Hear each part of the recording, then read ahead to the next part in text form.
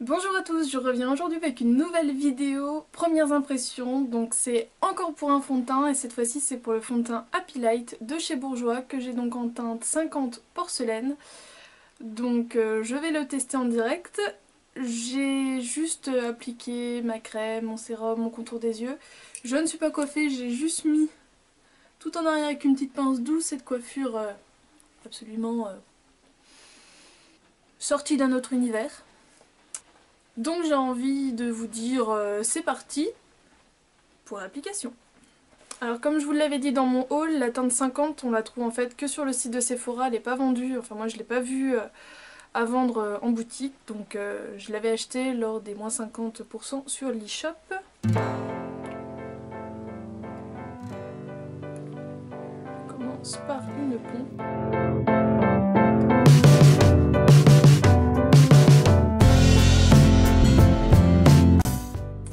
Alors je sais pas si vous entendez, mais il y a la pluie, elle est bien là.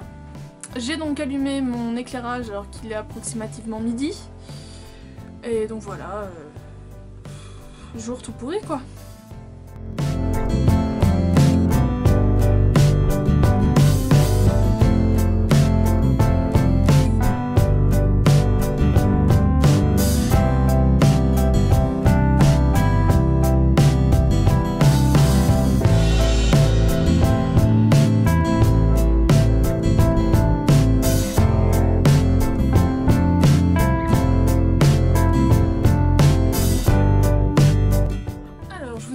Ce qu'ils en disaient.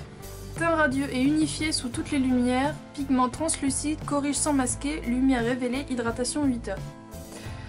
Alors au niveau de l'application c'est vraiment super agréable, c'est super fluide, j'ai l'impression que ça pénètre dans la peau en fait. Alors après au niveau du teint unifié, ça m'a l'air plutôt pas mal, la couleur est bien aussi pour ma teinte d'hiver.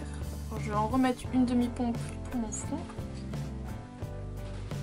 Alors je dirais qu'au niveau de la couvrance c'est quand même léger à moyen si on en met vraiment plusieurs couches je pense.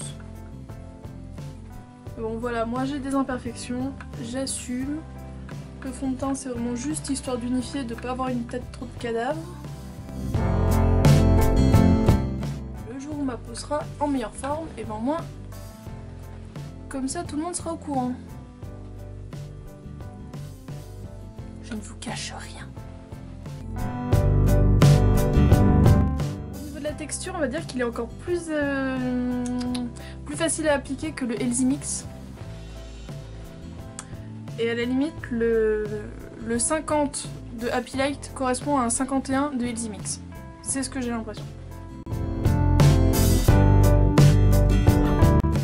Il est très agréable à appliquer. Pour les jours un peu pressés, il peut être vraiment bien.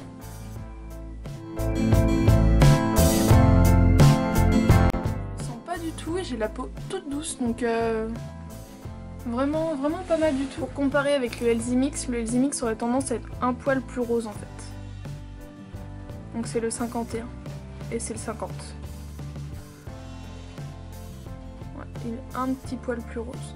Mais les deux me conviennent tout à fait dans cette période hivernale.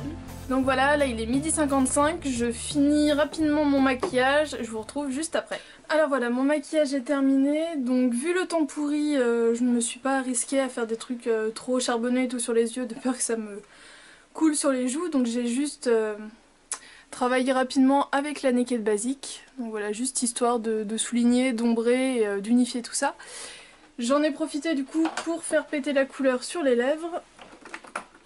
Donc c'est un rouge à lèvres de chez Lancôme, le rouge in love et c'est donc le numéro 381B qui est donc un rouge à lèvres comme ceci. Alors il ressort beaucoup plus flash à la caméra, en vrai il est plus un peu plus foncé en fait, moins néon. Donc voilà, je me suis dit petit pull violet, petit rouge à lèvres violet, on fait péter la couleur. Vu le temps pourri, ce sera pas de trop. Sur les joues, j'ai donc mon Pink Swoon de chez MAC, donc qui est ce rose bien pétant, mais vous voyez, bien travaillé. Bien travaillé, c'est super sympa sur les peaux claires. Ma poudre, c'est, là je mets la dernière touche en teinte 01 chair dorée. Et je vous ai pas parlé de mon mascara. C'est un mascara de chez Belle, c'est le Gigantus. Donc il est à l'essai, c'est la première fois que je l'utilise. Pour vous faire peur, voici la taille de la brosse. Concrètement, c'est énorme.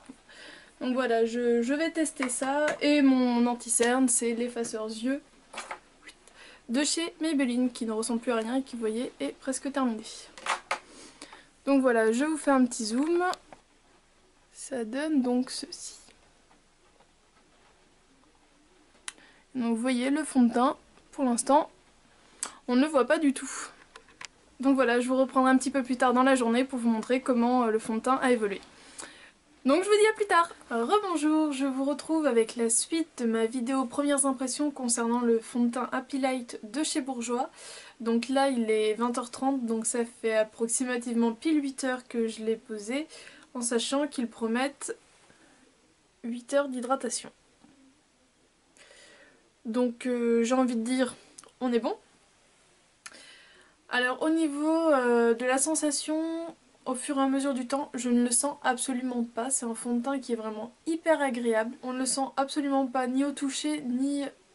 On n'a pas non plus une sensation en gros de masque complètement opprimé. Mais le problème, c'est comme beaucoup de fonds de teint que je peux essayer, il a migré à ce niveau-là et à ce niveau-là. Donc voilà, s'il n'y a pas de retouche de fait au cours de la journée, il a tendance à migrer. Donc je vais vous montrer ça de plus près, même si c'est pas très joli. Donc vous voyez, là, c'est du fond de teint qui a vraiment migré, qui a suivi. Et là, j'en ai aussi.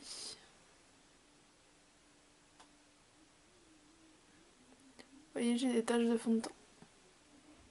Donc voilà, le seul petit hic, ce serait que, bon, bah, au bout de 4 heures, il faut le repoudrer, le réajuster, parce que voilà, bah, il vit, il bouge et donc il s'est déplacé. Je vais essayer de le poser avec peut-être un autre pinceau, à voir si ça peut jouer. Mais en tout cas, au niveau du confort, il est top. Au niveau de la couleur, il est top. Donc pour moi, c'est quand même, encore une fois, un bon fond de teint de grande surface. Voilà, j'espère que cette petite vidéo vous a plu. Je vous fais plein de bisous et je vous dis à la prochaine. Ciao!